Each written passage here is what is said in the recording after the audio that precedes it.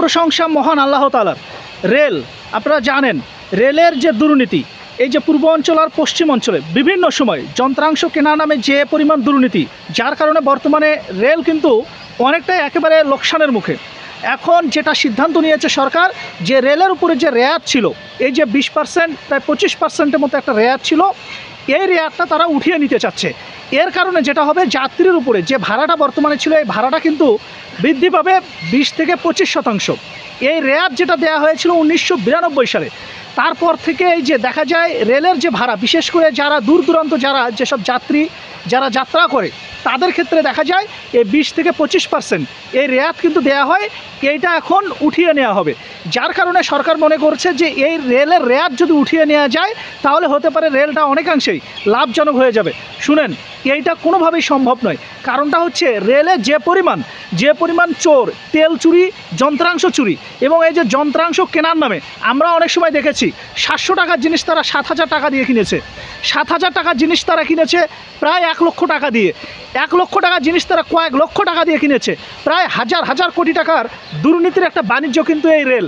শুনেন, আপনি যাত্রীর উপরে ভাড়া বাড়াবেন, মনে করছেন যাত্রীর উপরে আপনি এই যে ভাড়া বাড়িয়ে রেলটাকে আপনি লাভজনক প্রতিষ্ঠানে পরিণত করতে চাচ্ছেন, এইটা কোনোভাবেই সম্ভব নয়। কারণ আপনি চোরদেরকে যদি ধরতে না পারেন, এই যে যারা আপনি এদিকে ভাড়া বাড়াবেন, আপনার যারা কর্মকর্তা যারা আছে, এখানে যারা কর্মচারী যারা আছে, তারা দেখা যাবে 50 টাকার বিস্কিট তারা কিনে খাবে 500 টাকা দিয়ে, তারা একটা বল্টু কিনবে যার দাম 25 টাকা, সেটা কিনবে তারা 2500 টাকা দিয়ে। এইভাবে কোনো দিন যাত্রীর উপরে এইটা হয়ে যাবে মূলত মরাকে আবার মারা। কারণ আপনি বিশেষ করে আপনারা জানেন, এই যে রেলে যারা চলাফেরা করে, রেলের যারা যাত্রী, এদের অধিকাংশ কিন্তু দেখা যায় একেবারে নিম্ন আয়ের মানুষ। ঢাকা শহরে, চট্টগ্রামে বিভিন্ন জায়গায় দেখা যায় শ্রমিক লেভেলের যে লোকগুলো, তারা কিন্তু ম্যাক্সিমাম সময় এই যে রেলে কিন্তু চলাফেরা করতে বেশি স্বাচ্ছন্দ্য বোধ করে। এদের উপরে যদি আবার এই যে রেয়াতটা দেওয়া হয়েছে, এই রেয়াত যদি আপনারা যদি উঠিয়ে নেন, তাহলে হয়ে যাবে এদেরকে একেবারে মেরে ফেলানো।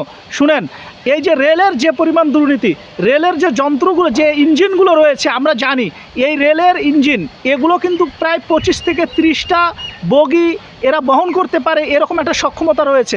অথচ এই জায়গায় দেখা যায় মাত্র 10 থেকে 12টা বগি দিয়ে এই রেলগুলো কিন্তু চালু করা হয়েছে। এখানে যদি বগির সংখ্যা যদি বাড়ানো যায়, দেখা যাবে যাত্রীর সংখ্যা বেড়ে যাবে, এবং এভাবেও কিন্তু অনেক টাকা কিন্তু রেল কিন্তু এখানে উপার্জন করতে পারবে। সুতরাং এই যে বগি না বাড়িয়ে আপনারা যদি যে পরিমাণ যাত্রী এখানে চলাফেরা করে, এই যাত্রীদের উপরে যে রেয়াত রয়েছে, এই রেয়াতটা যদি আপনারা উঠিয়ে নেন, তাহলে এইটা কোনো দিন রেলকে আপনারা একটা লাভজনক প্রতিষ্ঠানে পরিণত করতে পারবেন না। কারণ দুর্নীতি তো এতে বন্ধ হবে না, বরঞ্চ দুর্নীতিবাজরা এরা আরও বেশি খুশি হবে। রেলের এই যে ইনকাম বাড়বে, 25% টাকা বেড়ে যাবে, এবং এরা ইচ্ছামতো দুর্নীতি যেভাবে করার দরকার সেভাবে তো করে নেবে। তাই বলতে চাই, এগুলো বাদ দেন। শুনেন, মানুষকে এত কষ্ট দিয়েন না। এমনিতে প্রতিনিয়ত দ্রব্যমূল্যের একটা ঊর্ধ্বগতি, প্রত্যেকটা নিত্য প্রয়োজনীয় জিনিস, প্রত্যেকটা ক্ষেত্রে যেখানেই যাবেন, যে জিনিসের মূল্য আপনি যেটা আজকে যেটা দিয়ে কিনবেন, একদিন পরে সেটা দ্বিগুণ হয়ে যায়। এর মধ্যে যদি এই যে ভাড়া বাড়ানো যদি হয়ে যায়, তাহলে এটা একেবারেই মরার ওপরে খরার গা হয়ে যাবে। তাই বলতে চাই, অন্যভাবেও চিন্তা করা যেতে পারে। রেলের বগি যদি এখানে বাড়ানো যায়, বা পণ্যবাহী যে ট্রেনগুলো রয়েছে, এই সব ক্ষেত্রে অনেকাংশে দেখা যাবে এই যে রেলটাকে কিন্তু লাভজনক প্রতিষ্ঠানে পরিণত করা যাবে। 1992 সালে তখন ভাড়া কম ছিল, অথচ দেখা যায় যে রেল কিন্তু সেখানে লাভজনক প্রতিষ্ঠান ছিল। তার পরবর্তীতে বিভিন্ন সময়ে আমরা দেখেছি যে এখানে রেলটা কিন্তু লাভজনক প্রতিষ্ঠানই ছিল। সাম্প্রতিক সময়ে এসে দেখা গেছে এই যে চোরের সংখ্যাও বেড়ে গেছে, এবং এখান থেকে চুরির পরিমাণটাও বেড়ে গেছে। আর যার কারণে রেলটা কিন্তু একটা অলাভজনক প্রতিষ্ঠানে পরিণত হয়েছে।